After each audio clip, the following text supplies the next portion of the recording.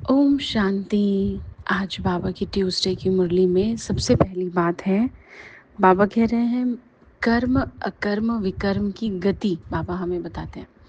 आपने ना कर्मों के लिए सुना होगा दुर्गति और सदगति। अब गति मतलब स्पीड होता है, दुर्गति मतलब बुरी स्पीड और सदगति मतलब अच्छी स्पीड। वैसे इसको ये भी कह सकते हैं, दुर्गति माना कर्मों की बुरी सज़ा और सदगति माना कर्मों की अच्छी सज़ा। लेकिन इसके अलावा बाबा हमारे कर्म को अकर्म विकर्म और सुकर्म 3 भाव में समझाते हैं। सबसे पहला होता है अकर्म, जो सतयुग और त्रेता युगी आत्माएं वो कर्म करती है, यानी उसका कोई अच्छा या बुरा फल नहीं मिलेगा। वो ऑलरेडी एक फ्रूट है या एक फल है, कर्म रूपी फ्रूट है, भाग्य रूपी फल है, सॉरी।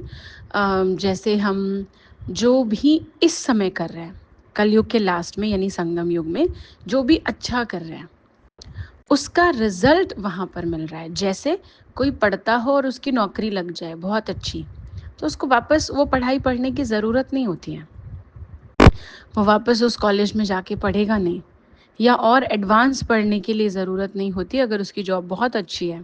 तो इसलिए अगर हम संगम युग पे बहुत अच्छे कर्म कर रहे हैं तो हमें सतयुग और त्रेता में इसका फल मिलता है।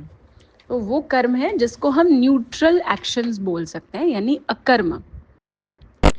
सुकर्म होते हैं, सु मतलब अच्छा होता है और कर्म तो हम जानते ही हैं। जो संगम युग पर यानी इस टाइम पर बाबा हमें डायरेक्शंस दे रहे हैं, हम फॉलो कर रहे हैं, जिसका रिजल्ट हमें सतयुग त्रेता में मिलना है, तो वो अभी जो हम कर्म कर रहे हैं वो है सुकर्म। सुकर्म का फल क्या मिलेगा? अकर्म। और तीसरा होता है विकर्म। वी माना विकार, कर्म हम एक्शन को कहते हैं। तो ऐसे कर्म जिसमें विकार की भावना है, यानी विशियस फीलिंग्स है। और विकार अभी तक आप सभी मुरली सुनते सुनते जाने गए, विकार यानी वाइसेस किसको कहा जाता है। तो एक बात बाबा ने आज ये समझाई है, कर्म विकर्म और कर्म को अकर्म विकर्म और सुकर्म के फॉर्म में। अब हम जानते हैं कि हमें सुकर्म करना है क्योंकि उसका फल बहुत लंबा चलता है।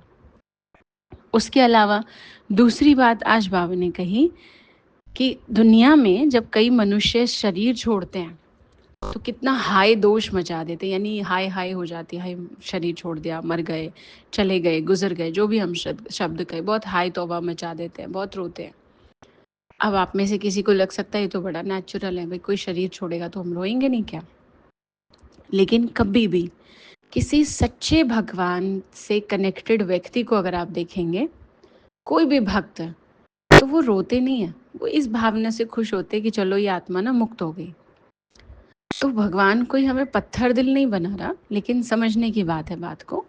उसमें बाबा ने एक और बात ऐड की कि दुनिया में तो हाय तौबा मचा देते हैं, पर आप मेरे बच्चे क्या प्रैक्टिस करते हो कि हम कितना ज़्यादा से ज़्यादा बाप को याद करें शरीर छोड़ते टाइम। इसकी रेस होती है, जैसे रेस मतलब एक कंपटीशन है कि हाँ भाई उन्होंने बाबा को इतना याद किया, देखो हम शरीर छोड़ते हुए बाबा को बड़ा अच्छे से याद करेंगे।